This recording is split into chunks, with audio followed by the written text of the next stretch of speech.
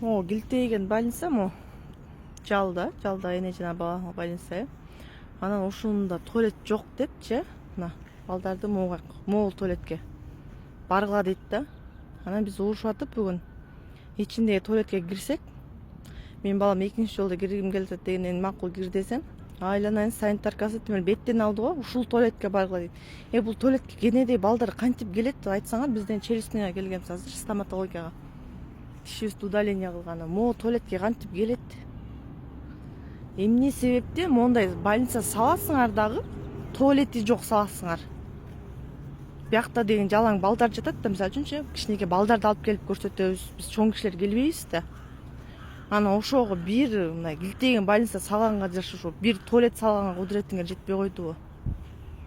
Азыр тиякта кызылдап атат да, ата-энелер туалетке кирсе, челюстный лицевой эмеде, отделенияда, санитаркасы.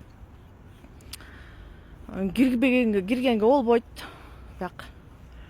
Бул деген больницанын ичиндегилер только кириш керек экен, врачтар, медсестра, санитаркаларчы.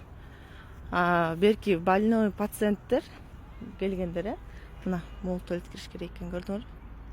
Ушу болмок беле, уят дей.